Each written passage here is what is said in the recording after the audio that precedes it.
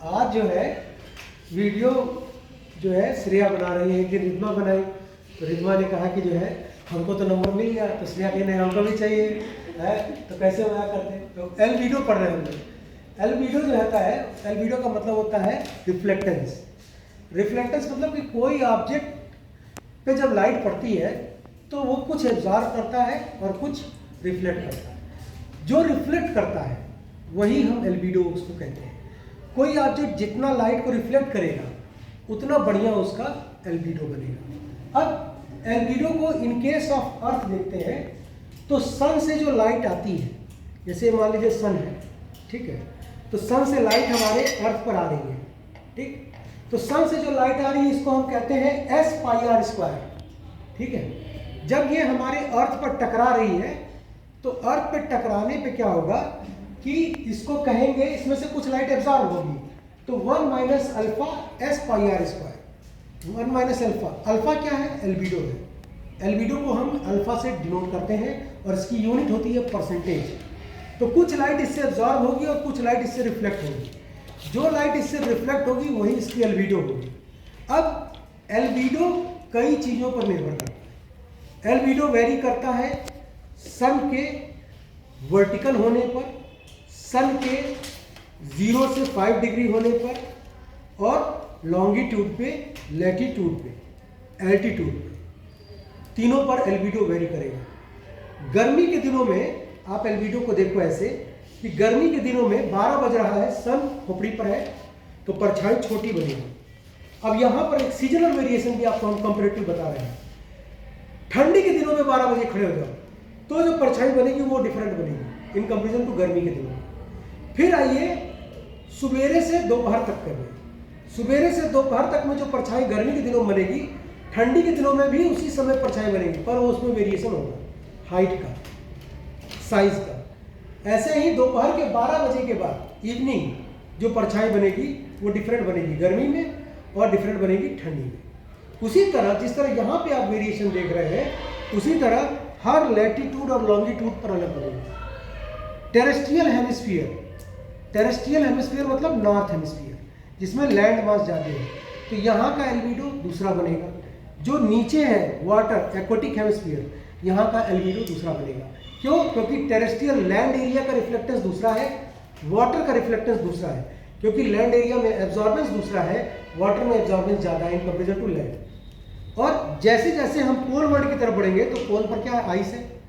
Ice में सबसे ज़्यादा रिफ्लेक्टेंस है, तो आइस का एल्बिडो देखिए अगर, तो हमको 90% एल्बिडो, क्योंकि उसका रिफ्लेक्टेंस 90%। तो जितना ज़्यादा रिफ्लेक्ट कोई लाइट कर रही है इतना मतलब कि वहाँ पर ठंडा होगा, समझिए। तो ग्लोबल वार्मिंग में जितना हम पेड़ काटेंगे तो वहाँ पे एल्बिडो चेंज हो जाएगा। इसीलिए जो ड्राइवर्स ऑफ एल्बिडो है उसमें सबसे पहले ही पॉइंट है लैंड यूज चेंज। अब कहीं जंगल है, आपने इसको काट दिया, रिफ्लेक्टेंस इंक्रीज कर गया, नतीजा कि वहाँ पर रेनफॉल कम होगा अगर रिफ्लेक्टेंस इंक्रीज करेगा। इसको जान लीजिएगा, वो एरिया ड्राई होने लगेगा। डेजर्ट हमारे पास दो प्रकार का होता है, एक सैंड वाला है, एक बर्फ वाला है। जो बर्फ वाला है पोल्स पर उसको भी हम डेजर्ट कहते हैं, पर वो आइस कवर होता है। यहाँ पर जो डेजर्ट है वो सैंड कवर है, ठीक है, समझ रहे हैं। तो ये एल्बिडो का डिफरेंस है। जो वहाँ पर बर्फ कर रहा है वही चीज़ यहाँ पर पेड़ कटने पर रेत करने लगेगी, तो नतीजा हम और ज़्यादा ड्राइनेस की तरफ बढ़ेंगे। अच्छा, जो लाइट रिफ्लेक्ट कर रही है इसी को सैटेलाइट सेंसर्स रीड करते हैं और इसी को रिमोट सेंसिंग में हम स्पेक्ट्रल सिग्नेचर भी कहते हैं। मतलब कोई कैसे हमको दिख रहा है ऑब्जेक्ट, मतलब वो उसी हिसाब से लाइट को रिफ्लेक्ट कर रहा है या एब्जॉर्ब कर रहा है, ठीक है। तो इसको हम कहते हैं यहाँ पे एल्बिडो। एल्बिडो मतलब परछाई, रिफ्लेक्टेंस।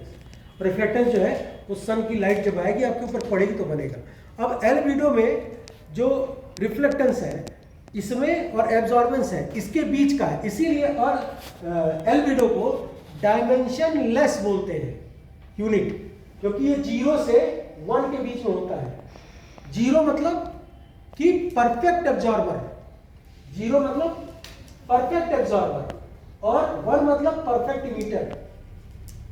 मतलब आप यहाँ पे स्टीफन बोल्ट्जमैन लॉ को देख रहे हैं, ठीक है, T⁴ कोई भी ऑब्जेक्ट जो है वो परफेक्ट इमीटर या परफेक्ट एब्जॉर्बर की श्रेणी में आ जाएगी जब वो अपने ऊपर पड़ रहे रेडिएशन का अपने टेम्परेचर के T⁴ को एब्जॉर्ब करना शुरू कर दे या रिफ्लेक्ट करना शुरू कर दे। तो अगर किसी का एल्बिडो 0 है तो वो परफेक्ट एब्जॉर्बर है। पूरे ब्रह्मांड में सिर्फ एक ऑब्जेक्ट है जिसका एल्बिडो 0 है, वो है ब्लैक बॉडी। जितना लाइट जाती है उतना वो एब्जॉर्ब कर लेता है, उससे समय भी नहीं घूम पाता है, ठीक है। उसी तरह से परफेक्ट इमीटर मतलब कि सारा लाइट जो पड़े वो उससे इमिट हो जाए तो भी वो आपको नहीं दिखेगा। अगर वो परफेक्ट एब्जॉर्बर है तो भी आपको नहीं दिखेगा, और परफेक्ट इमीटर हो जाएगा तो भी आपको नहीं दिखेगा। जैसे हम पढ़ते ना परफेक्ट फ्लूइड, ठीक है, PV = nRT, माने आइडियल नेचर वो एग्जिस्ट ही नहीं कर रहा है, ठीक है। उसी तरह परफेक्ट इमीटर और परफेक्ट एब्जॉर्बर वो आपको विजिबल फॉर्म में इजीली नहीं होंगे नेकेड आई से। एक एग्जांपल है आपका ब्लैक बॉडी, और दूसरा एग्जांपल जो परफेक्ट इमीटर का है वो इसी का है जब स्टार टूटकर जो है वो अपना हाई मैग्नेटिक रेजोनेंस को बस्ट करता है, गामा बस्ट रेज निकलती है, ठीक है। तो उस तरह का अगर हम एक एग्जांपल देखें तो हम मान सकते हैं कि सैजिटेरियस A* जो हमारे गैलेक्सी के बीच में है मिल्की वे के, वो परफेक्ट इमीटर है। यही ब्लैक बॉडी ही अगर ये वाइट होने लगे, सन जब क्रैक डाउन होता है तो क्रैक डाउन होने के बाद जब उसका हीलियम रिएक्शन स्टॉप हो जाता है तब वो इमिट करना शुरू करता है, तो वो वाइट हो जाता है एकदम, उसको कहते हैं वो फेज होता है परफेक्ट इमीटर का, ठीक है। वो पर्टिकुलर पॉइंट, तो उस पॉइंट का एक एग्जांपल, आप उसको पॉइंट को हमेशा स्पेस में नहीं देख सकते हो, वो कॉस्मिक ऐसी एक्टिविटी जो rare of the rarest event है। तो उसका एक एग्जांपल अगर हम बात को बता रहे हैं तो सैजिटेरियस A* है जो हमारे गैलेक्सी के मिल्की वे के बीचों बीच में, और हर गैलेक्सी के बीचों बीच में सैजिटेरियस A* टाइप का है, चाहे आप एंड्रोमेडा पकड़ लो चाहे कोई भी गैलेक्सी पकड़ लो, ठीक है। तो ये एल्बिडो स्पेक्ट्रल सिग्नेचर को डेवलप करने में मदद करता है। एल्बिडो का प्रयोग ग्रीन हाउस इफेक्ट को समझने के लिए, ग्लोबल वार्मिंग को समझने के लिए, लैंड यूज चेंज पैटर्न को समझने के लिए, सन स्पॉट्स को समझने के लिए, और स्पेस में अलग अलग डायमेंशन में पोल्यूटेंट को समझने के लिए हम करते हैं। सन से जो भी लाइट आएगी वो क्लाउड से टकराएगी, कुछ एब्जॉर्ब होगा कुछ रिफ्लेक्ट होगा, डस्ट पार्टिकल से टकराएगी एब्जॉर्ब होगा रिफ्लेक्ट होगा, सरफेस से टकराएगी एब्जॉर्ब होगा रिफ्लेक्ट होगा। तो ये क्या हो रहा है, यहाँ पर हम एल्बिडो के थ्रू मीन हीट बैलेंस को भी देख रहे हैं, ठीक है। जो हमारे अर्थ का ड्राइविंग फोर्स सन हमारे अर्थ को जो एनर्जी भेजता है वाट पर मीटर स्क्वायर, जिसको हम सोलर कांस्टेंट मानते हैं 1360 वाट पर मीटर स्क्वायर, ये भी हम एल्बिडो के थ्रू ही कैलकुलेट करते हैं। ये आपको नेक्स्ट क्लास में मैं बताऊंगा इसको कि कैसे इसको कैलकुलेट किया जाता है 1360 वाट पर मीटर स्क्वायर, ठीक है, जो रिफ्लेक्टेंस